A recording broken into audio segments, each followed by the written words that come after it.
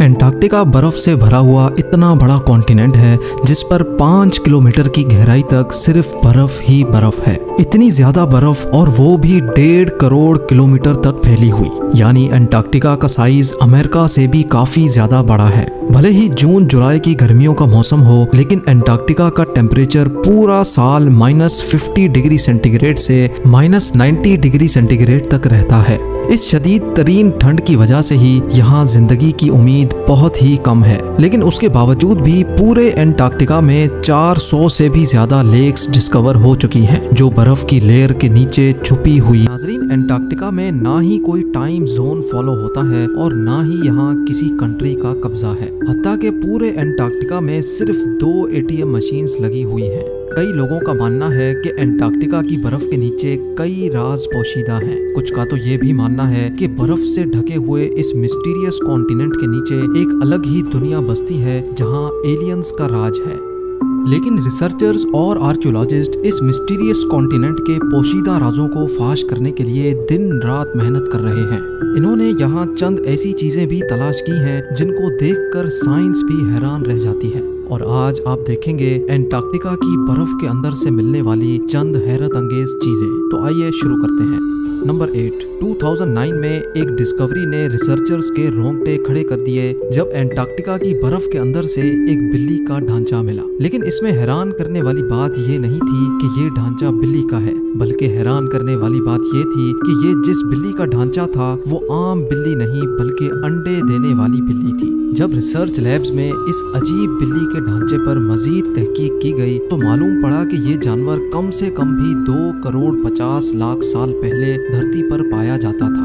Number 7, 2014 में archaeologist को Antarctica से इंतहाई हैरान कर देने वाली इंसानी खोपड़ियां मिली। पहली हैरानी की बात यह थी कि एंटार्क्टिका में ये मिलने वाली पहली इंसानी खोपड़ियां थी, और दूसरी हैरानी की बात इन खोपड़ियों की शेप थी। जी हाँ, नॉर्मल खोपड़ियों के मुकाबले में ये खोपड़ियाँ काफी अलग दिखती थीं क्योंकि इनके सर जरूरत से भी ज्यादा बाहर निकले हुए थे। साइंसदानों का मानना था कि खोपड़ियों की ऐसी शक्ल बचपन से ही अजीब आदतों की वजह से बनती है, और ये आदतें हजारों साल पहले एंशिएंट सिविलाइजेशन में अपनाई जाती थीं। इस तरह की खोपड़ियां आर्कियोलॉजिस्ट को इजिप्ट और पेरू से भी मिल चुकी हैं। तभी उनका शक है कि शायद हजारों साल पहले एंटार्क्टिका में भी लोग बसते थे और उनका कुछ न कुछ रिलेशन एंशिएंट इजिप्ट सिविलाइजेशन से जरूर होगा।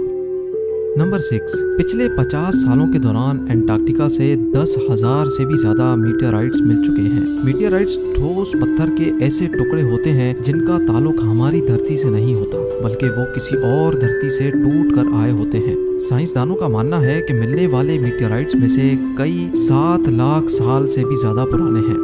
वैसे तो ये पता लगाना बहुत ही मुश्किल है कि इन मीटियोराइट्स का ताल्लुक किन सितारों या प्लेनेट से है, लेकिन 2002 में एंटार्क्टिका पर गिरने वाला एक छोटा मीटियोराइट 2015 में डिस्कवर किया गया था, और साइंस का मानना है कि ये कहीं और से नहीं बल्कि मार्स से टूट कर आया है, क्योंकि इस मीटियोराइट के अंदर ऐसे बैक्टीरिया थे जो मार्स पर पाए जाते हैं।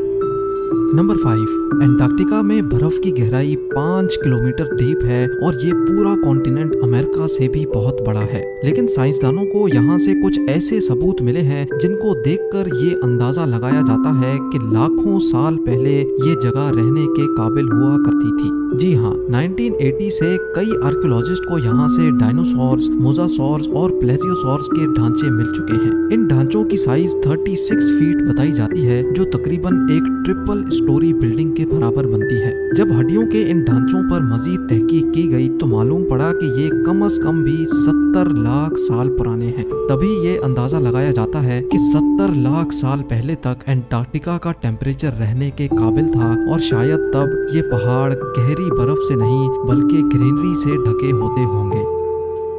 नंबर 4, वाटरफॉल्स तो हम सबने कई बार देखे हैं, लेकिन एंटार्क्टिका में टेलर ग्लेशियर के मकाम पर एक पॉइंट ऐसा भी है जहां वाटरफॉल नहीं बल्कि ब्लड फॉल होता है।